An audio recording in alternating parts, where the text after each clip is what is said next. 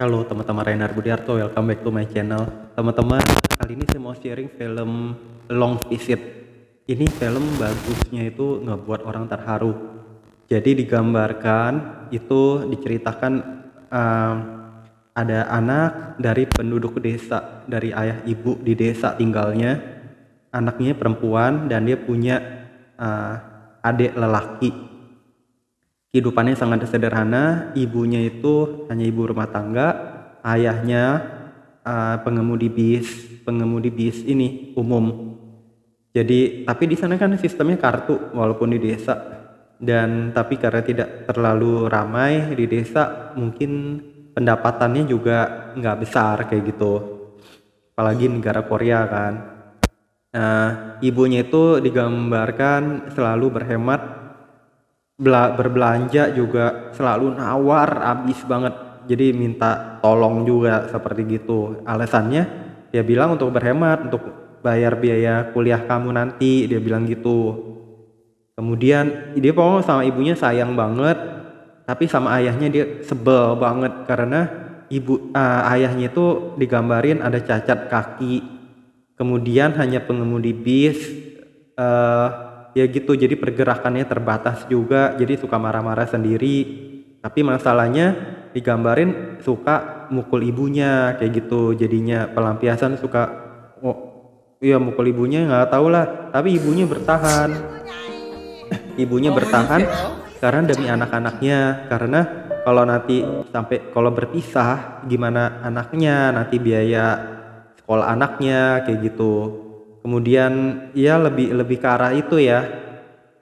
Dan dia mau anaknya punya orang tua yang lengkap, seperti itu gambarannya. Jadi ibunya sayang banget dan ya berkorban dulu demi itu, apalagi keadaannya itu saat itu nggak terlalu memungkinkan dia rasa dengan kemampuan ekonomi segala untuk dia pergi kayak gitu. Nanti bahaya terbengkalai sekolah anaknya. Dan sebelnya itu si ibunya itu nggak ngelawan digambarin, sedangkan ayahnya mukul, ibunya nggak ngelawan, jadi sebel banget tuh dia sama dua-duanya. Dia marahin ayahnya pun, ayahnya tetap aja begitu lagi. Sepertinya mungkin di desa ya udah pergerakan terbatas, nggak ada pilihan lain, nggak ada hiburan, banyak hiburan, uang terbatas kayak gitu. Kemudian digambarin ini namanya Jisuk ya, apa Jisuk apa Junho, Jisuk kayaknya. Anak perempuan ini pokoknya digambarin pintar tapi malu nanti waktu ibunya ke sekolah, pertemuan murid-murid gitu. Ibunya datang, dia sebel, dia bilang, ibu ngapain datang ke sini, pakaian ibu jelek apa, tapi ibunya itu selalu tunjukin sayang ke anaknya. Iya betul-betul ini deh, nggak marah, nggak ini, selalu ngalah. Nanti udah rada marah, nanti ibunya cepet ngalah duluan, anaknya nanti jadi baik lagi kayak gitu. Jadi stabilitasnya itu, emosionalnya segala kayak begitu. Nggak ngerti ya makanannya jaga apa enggak. Sekarang nanti digambarin si anak perempuan ini, Jisuk ini akan menjadi sakit, akan kena sakit berat kayak gitu. Ada sakit berat, nanti akan meninggal. Oke. Akhirnya dia, singkat cerita, dia bisa tuh sekolah lanjut sampai ada waktunya kuliah. Dia nggak terasa waktu terus berjalan sampai dia bisa kuliah dan dapat beasiswa karena kepintarannya itu, beasiswa di University of Seoul. Di University of Seoul dia itu di ibu kotanya. Dia nanti saya nggak tahu pergerakannya gimana, tapi nanti dia kenal punya pacar yang dia umpetin ke ibunya. Pacarnya ini orang kaya, anak orang kaya, sampai disekolahin segala ke Amerika. Oke, itu singkat cerita. Mau menikah karena apa? Karena ya telah mau menikah gitu, dan dia minta ibunya jadi kan datang kunjungin ke ini, ke tempat kos anaknya. Dia belum ada rencana nikah, cuman ibunya terus nanya, bagaimana ini perkembangan, kamu udah ada pacar apa belum? Karena dia ada bilang nih sebetulnya kayaknya ada pacar gitu, cuman dia nggak mau terus terang bilang ke ibunya. Sampai suatu waktu ya udah ibunya udah pulang, dia tiap kali ibunya datang gitu bawa buah macem-macem yang di kota itu sebenarnya ada, sampai brojol jatuh. Jadi betul-betul tuh ibunya tuh digambarin perhatian banget sama anaknya. Cuman mungkin ibunya nggak mau anaknya mengeluarkan biaya besar di kota, karena biaya di kota lebih mahal kan berbelanja ini itu. Alasan ibunya bawa barang dari desa gitu, buah-buahan apa. Udah akhirnya ibunya udah pulang lagi, baru tuh anaknya nelfon. Di sana masih handphone belum semasif di tahun ini. Itu digambarin cerita tahun 2010 kalau nggak keliru ya. Jadi nelfon masih pakai kabel. Dia bilang, "Ma, ya ini mau pertemuan dua orang tua itu." Cuman dia cerita lagi, masalahnya ibunya si ini laki nentang karena ngerasa lebih kaya, dan kita bukan dari orang kaya banget gitu. Ya udah, dia kayaknya ngomong waktu udah ibunya sampai, jadi agak syok juga apa gimana lah ya. Akhirnya pertemuan berlangsung, ibunya terus nggak mau. Ibu dari laki terus bilang nggak mau, dia bilang nggak mau, sampai dia nggak mau, anaknya susah, dia nggak peduli, katanya bukan dari orang kaya yang nggak usah jadi pelayan, nggak usah kerja macem-macem. Jadi dia bilang si Jisuk ini berkorban banget cari uang buat biaya kuliahnya dia, dapat beasiswa terus untuk kesehariannya itu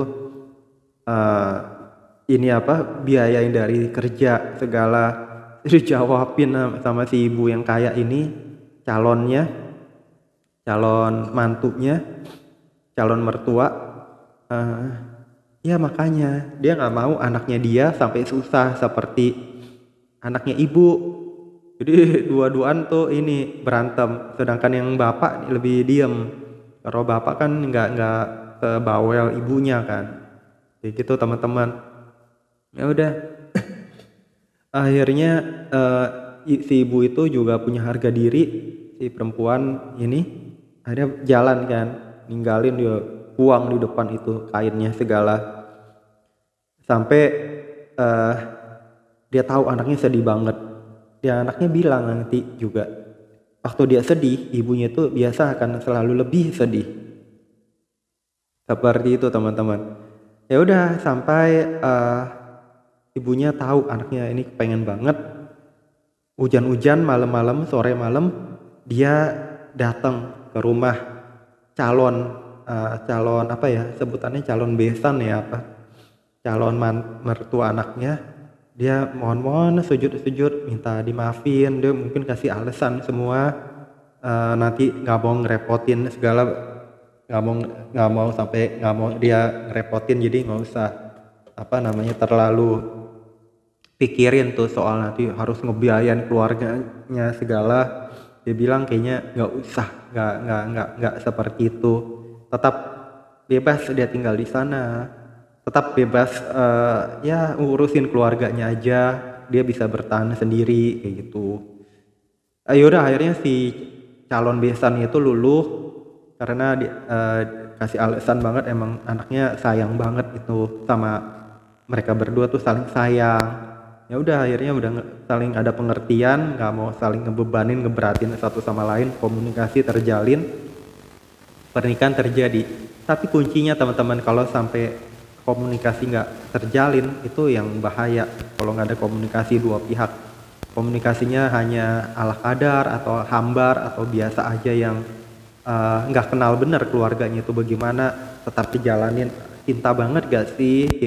Nggak tahu, atau hanya karena dorongan sesaat yang saling butuh aja. tapi nanti bisa ngerasa lebih hebat, itu yang berabe. Tapi ini betul-betul mohon-mohon, kemudian nggak mau ada komunikasi yang berjalan, akhirnya ya udah berjalan. Itu komunikasi penting teman-teman, jadi tahu ketulusan, tahu motivasi, tahu bukan hanya asal jalan aja tuh, jadi bisa berjalan baik. Terus akhirnya pernikahan terjadi, ayahnya itu nanti digambarin meninggal, ayahnya si anak perempuan. Kemudian ibunya sendirian di desa, tapi tetap ibunya bilang dia nggak tahu masak apa. Adiknya juga masuk tentara kan, karena harus wajib militer. Eh, jadi ibunya sendirian, kadang-kadang datang bawain itu makanan. Sampai suatu waktu anaknya itu dia sudah punya anak segala, sampai mau melahirkan nanti ibunya teriak-teriak sendiri karena nggak boleh masuk ke ruang operasi, dan ibunya teriak, eh, ibu harap ibu yang bisa gantiin kamu, kayak gitu teriak biar komunikasi berjalan, jadi anaknya lebih tenang, lebih apa ya, itu ibumu hebat sekali kata dokter di dalam, karena nggak boleh masuk kan, steril segala. Ya udah akhirnya cucu lahir, kemudian nanti suatu waktu ya makin besar, saya masih di bawah 10 tahun ya, pernikahan, anaknya juga, cucunya, sampai sewaktu-waktu dia datang ke desa.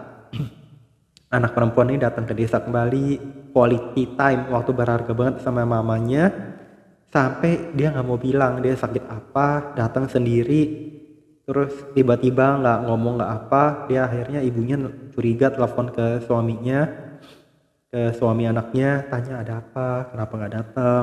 Ibunya baik banget, maka komunikasi berjalan. Teman-teman, kalau teman-teman komunikasi nggak berjalan dengan salah satu pihak dengan baik, itu berabe banget.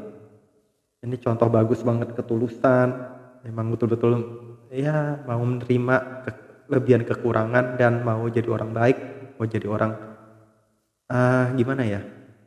Iya pokoknya ini deh, komunikasi berjalan, ada yang ngalah, ada yang mengakui salah satu pihak punya ekonomi lebih. Udah akhirnya dapat info bahwa anaknya itu kanker pankreas stadium 4 akhir. Jadi ya waktu pankreas, jadi udah waktunya bisa cepat meninggal. Ibunya tetap nanya ke anaknya ada apa, tetap anaknya nggak mau jawab, nggak mau cerita ke ibunya. Tahu ibunya bisa sedih banget, tapi ibunya udah nangis banget segala. Ibunya tetap nggak mau bilang. Ke anaknya dapat info, kamu sakit keras ya, tetap nggak mau bilang. Akhirnya makan semua sama-sama. Dia bilang ibunya kan nggak ada yang siapa-siapa yang dimasakin, jadi ya nggak semangat. Terus sampai dia bilang, ibu kamu nggak akan, ibu tahu bahwa ibu tahu kamu, dan ibu tahu ibu itu lebih dulu hidup dari kamu, jadi ibu yang tahu segalanya, termasuk kalau kamu kenapa-napa kayak gitu. Tapi kan nyatanya tetap takdir nggak bisa dilawan. Tetap kalau orang nanti meninggal duluan nggak ada yang bisa dilawan kan, hidup mati semua. Udah akhirnya anaknya meninggal, dia cuma pesan, ini nenek kamu apa, cucunya nggak ikut ke desa. Udah akhirnya pulang, semua ngelayat, ya sedih. Jadi ini film Korea biasanya memang sedih. Jadi teman-teman, apapun kondisi kita selalu bersyukur dengan kondisi saat kita lagi susah, lagi seneng, gak ada yang tahu kehidupan itu terus berjalan, bergulir. Dan apapun keadaannya, kehidupan itu ingat dari lahir, dari dalam kandungan ke dunia yang baru, enak. Penyesuaian dari dunia kita hidup, nanti kita meninggal juga harusnya enak. Yang penting kita jangan berbuat jahat, selalu lakukan kebaikan, kayak gitu aja teman-teman. Dan ibunya ini digambarin di film nanti waktu akan berkumpul kembali dengan anaknya yang sangat dia sayangi. Jadi kehidupan hanya bergulir gitu aja kan, waktu akan terus berjalan gak terasa teman-teman. Semoga bermanfaat. Jangan lupa subscribe, like, share, komen. Sampai jumpa di video-video saya berikutnya. Bye bye teman-teman.